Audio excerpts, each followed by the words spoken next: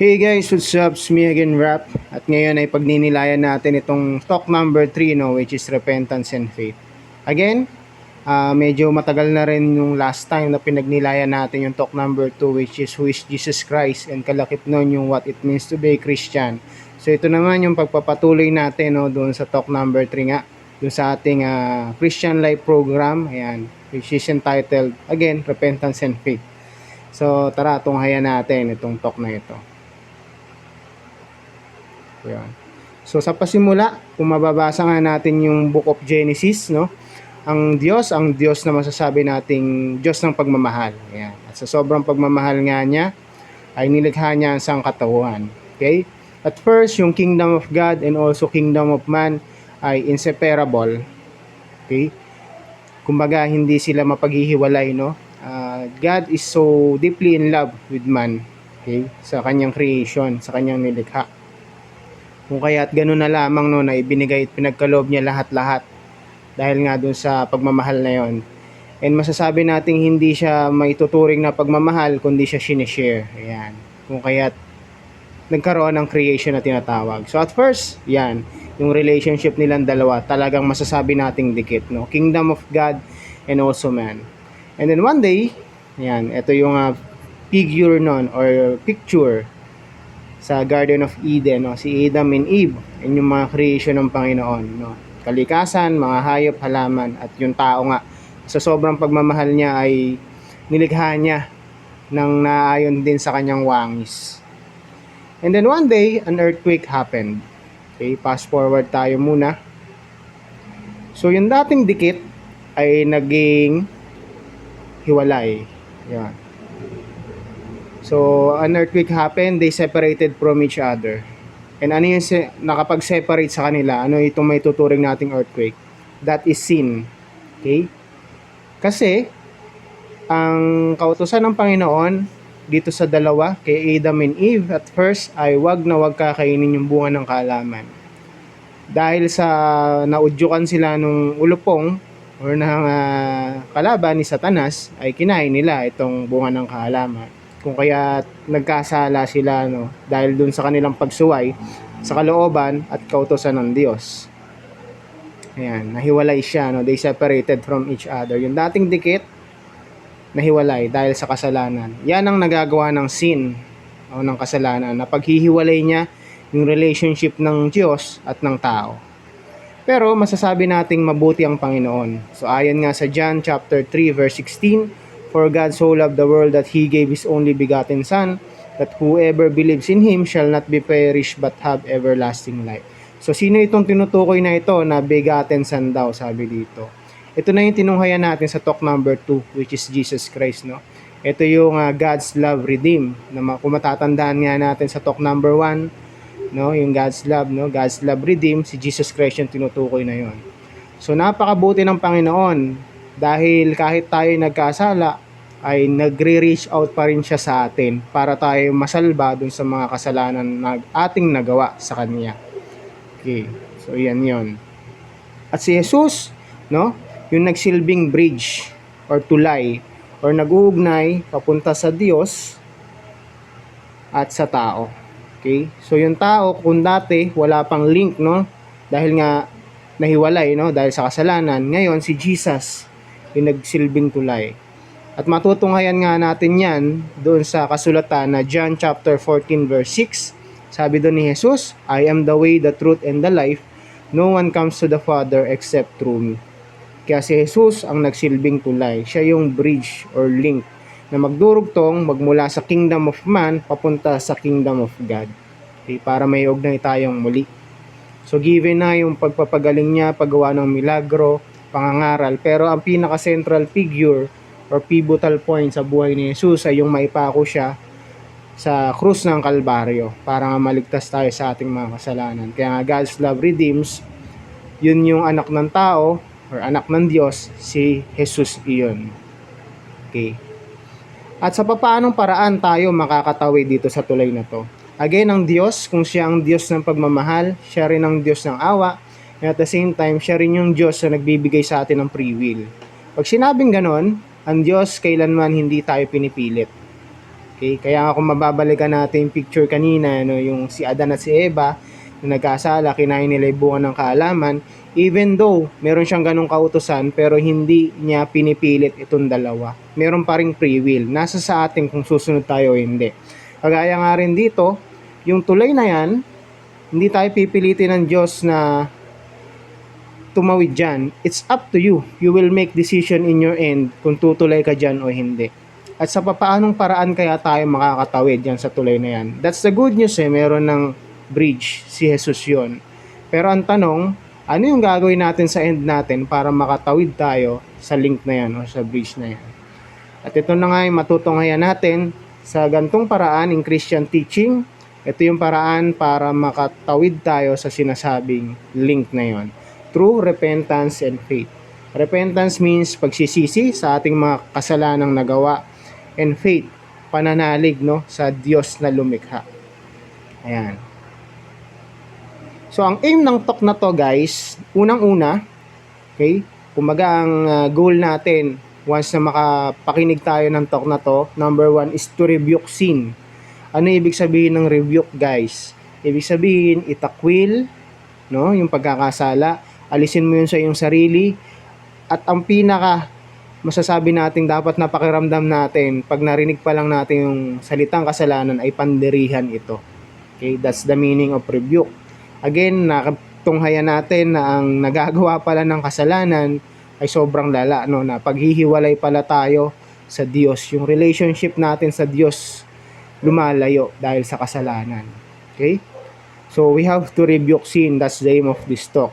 And also, number 2, to turn our lives to God. Again guys, yung kasalanan o yung udyok ng kalaban, lalong higit ni Satanas, sobrang lakas. Na to the point na hindi natin kayang harapin on our own. Kung kaya't ang Holy Spirit, no, kung mababalikan natin yung God's love, talk number 1, sabi doon, God's love sustain. Ito yung Holy Spirit. Yung Holy Spirit, ibinigay ng Diyos Ama, pinangako ni Jesus sa magkakaroon tayo. At ito, yung gagabay sa atin sa pang-araw-araw para nang sa gayon yung decision making natin ay inaayon pa rin sa Diyos Ama or sa kalooban ng Diyos Ama. So to turn our lives to God, patunay na hindi natin kakayanin on our own, kung kaya't kailangan natin ng power of Holy Spirit para nang sa gayon mapaglabanan natin yung anumang tukso at kasalanan na darating sa ating buhay. No? Kumbaga, ma-overcome natin yung mga bad things and habits na mangyayari in the future. So that's the aim of this talk. Yan dalawa na yan. And kung mababalikan nga natin kanina, no, nabanggit doon yung sin. Ito yung nagpapahiwalay sa atin, sa ating relationship sa Diyos. Yung aim kasi ng sin, dinidestroy tayo. Sa papaanong paraan or sinisira tayo. No? Sa papaanong paraan, it destroys us physically, mentally, emotionally, socially, and also, higit sa lahat, spiritually. Okay? Ito na nga yung it destroy our relationship with God. Halimbawa lang ito, ikaw ay nagmamariwana o meron sa atin ditong nagdodroga, no, maaaring shabu or marijuana. Again, itong talk na to ay said to be the most controversial talk na may encounter nyo all throughout, no, your Christian life program. Okay? Sa talk number 3 pa lang medyo mabigat na. Kung kaya't I'm encouraging everyone, no, na pakaisiping mabuti yung mga kasalanan na kanilang nagagawa pa up until now, yung mga kasalanan na hindi nila kayang i-give up. Okay? Because ang aim ng talk na to ay alisin natin yung mga kasalanan na yon at itaas natin yung ating sarili sa Diyos. Okay? So, nag-disclaimer na ako at first, no? Kasi yung mga susunod nating pag-uusapan ay talagang mga kasalanan na maaaring tamahan tayo yung ating damdamin kasi up until now hindi natin siya kayang give up or may alis sa ating sarili. Yun. So mabalik tayo, it destroys us. Halimbawa nga kung ikaw ay nagmamariwana or nagdodroga, so maaaring kamatay mo yun, di ba? Alam naman natin epekto ng droga sa katawan, hindi maganda. Okay? So yung pagkakasala na yun ba ay masasabi nating kalooban ng Diyos? Hindi naman yung kalooban ng Diyos diba? Udyok yun ng kalaban na sirain mo yung buhay mo dahil sa droga. Kaya nga yan ang ng kasalanan yung masarap kung ano yung bawal. Yun yung palaging binubulong sa atin ng kalaban, no? Na masarap yan pero hindi mo alam unti-unti sinisira na yung buhay mo. Okay? At marami pang iba, no? Mapag-uusapan natin or matutunghayan natin maya-maya yung tinatawag nating 7 deadly sins. Ayun. So, nagpa-disclaimer na ako habang maaga. Again, the aim of the sin to destroy us. And kalakip na dyan, no, spiritually, yung to destroy our relationship with God. So, repentance and faith, guys. Yung bang repentance ay hindi na nangangailangan ng faith? Sino magsasabi dito na repentance lang, walang faith? Or di naman kaya faith lang, walang repentance? Kailangan ba talaga sabay siyang dalawa? Or kailangan ba talaga silang dalawa? So matutunghayan natin yan sa talk na to, no? Kasi itong dalawa na to ay masasabi nating dual action response. Okay? So hindi mo magagawa isang bagay nang wala yung isa. Parang ex mo lang yan eh. Yeah. So nakagawa ng kasalanan, sorry ng sorry, pero in return or at the end, hindi mo naman nakikitaan ng pagbabago through actions. So paano mo masasabi na sincere siya sa kanyang pagsusori kung hindi mo nakikitaan ng pagbabago through actions? So kaya kailangan, it should be both, no? Magsisi ka and at the same time manampalataya ka. Okay? So it's a dual action process or a double action response. Hindi mo magagawa isang bagay nang wala yung isa. Moving forward, according to Mark chapter 1 verse 15, repent and believe in God. Magsisi tayo sa ating mga kasalanan at manampalataya tayo sa Diyos. Actually, itong verse na to ay sinulat ni Mark pero mayroon dalawang prominenteng tao sa Bible na nagsabi nito. So una na riyan ay si Juan Bautista, no, yung propeta ng Panginoon, at si Jesus. Okay? So itong si Juan Bautista, magkaroon lang tayo ng konting story. Si Juan Bautista ay nagbabautismo siya ng mga tao, no? Hinihikayat niya yung mga tao na magsisi sa kanilang mga kasalanan sa pamamagitan ng pagbabautismo sa kanila. Okay? Kaya nga siya tinawag na Juan Bautista. Kasi during that time, di naman uso yung apelido, no? Yung pinaka-apelido nila ay ibabase sa kung ano yung profession mo, kung saan ka nakatira, at kung saan ka nakilala. So kaya siya tinawag na Juan Bautista kasi all throughout his life, yun ang kanyang ginagawa. Talagang dinedicate niya at dinevote niya yung kanyang oras, panahon, pagod, lakas para magbautismo ng mga tao sa tubig. Again, alam naman natin na ang tubig, ito ang purpose nito ay maglinis, no, to cleanse. Halimbawa, kung tayo man ay magsasaing, di ba? Hinuhugasan natin yung bigas para malinis siya. O kung halimbawa naman tayo magluluto, hinuhugasan natin yung mga gulay, yung mga karne, no, para maging malinis, no, yung ating pagkain. So, ganun din yung purpose or yung simbolismo kung bakit ginagawa ito ni Juan Bautista, no. Hinihikayat niya yung mga tao na magsisi sa kanilang mga kasalanan, binabautismuhan niya sa pamamagitan ng tubig, specifically nga dito sa Ilog Jordan, para malinis sila, may alis yung kanilang mga pagkakasala. At syempre, hindi doon natatapos. Kinakailangan, kung nalinis na niya sa pamamagitan ng pagbabautismo, itong mga tao naman na ito, on their end, kinakailangan naman nilang manampalataya sa Diyos at tumalima sa kautusan ng Diyos. Kaya nga siya, it's a dual action response or a double action process. Kinakailangan mo magsisi at manampalataya. So, it should be both ways. Hindi po pwedeng isa lang doon. Okay? So, yun yung ginagawa ni Juan Bautista, no? Nagbabautismo siya. Sapagkat sabi nga niya na according to him, nalalapit na yung paghahari ng Panginoon. Okay? Kaya niya ginagawa yon. At sinugundahan nga ito, no, ni Jesus. Again, si Jesus din ay nagpabautismo kay Juan Bautista. Pero hindi ibig sabihin nito na si Jesus ay makasalanan na, hindi ganon. Ito, ginawa ito para matupad yung kautusan. Okay? Kasi according sa Old Testament, babautismuhan, no, yung Messiah. At itong tagpo na ito, dito nagkita-kita yung tatlong Diyos sa isang persona. Makikita rin natin na nandito yung Holy Spirit, no, bumaba sa anyong kalapati. At sinabi nga ng Diyos Ama, no, ito yung tinig ng Diyos Ama, makikita nating race na yan or sinag. Okay? Sabi ng Diyos Ama nung nabautismohan si Jesus, Ito ang aking anak na lubos kong kinalulugdan, pakinggan ninyo siya. Okay. So sila yung masasabi nating dalawang prominenteng tao sa Bible na nagsabi nitong kataga na to, repent and believe in God. Magsisi ka sa iyong mga kasalanan, talikdan mo ito at manalig ka sa Diyos. Ayan. So moving forward, summary lang no, nung pinaka-definition ng repentance, it means turning away from sin.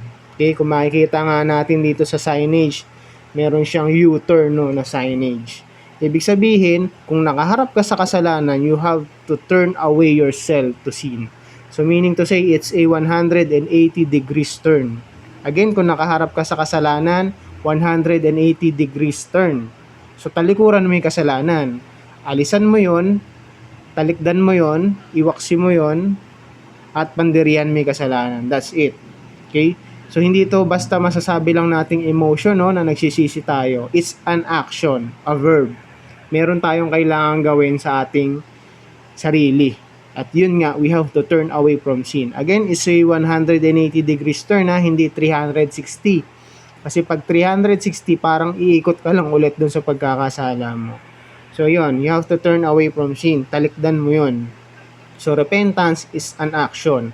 Meron kang action na dapat gawin sa sarili mo. You have to turn away from sin. And on the other hand, faith, it means turning over ourselves to the Lord. Medyo na ano lang yung sa slide, no? So, turn over ourselves to the Lord. Faith, that's faith. Ibig sabihin, kung tinalikdan mo yung kasalanan, yung iyong sarili o yung ating sarili ay ipaubaya natin sa Panginoon. Again, hindi natin ito makakayanan on our end kung tayo lang. Yung Holy Spirit na nananahan sa atin, ito yung mag-e-empower sa atin at ito yung magdidikta no, ng mga bagay at pangyayari at mga decision making na dapat or kaloob dapat ng Panginoon, nakalulugod sa Panginoon, kaya-aya sa paningin ng Diyos at yung kalooban na nararapat no, sa kalooban ng Diyos. So ito yung turning over or to turn over ourselves to the Lord. Okay? Kasi yung tunay na transformation ay hindi natin ma-achieve on our own. Si Jesus pa rin, ay yung Holy Spirit na nananahan sa atin, yung makakapag-transform sa atin through Christ. Ayan. And dito ko na muna siguro tatapusin. Isang maikling summary lang to ng talk number 3. Tunghayan natin yung mga susunod no, na teaching.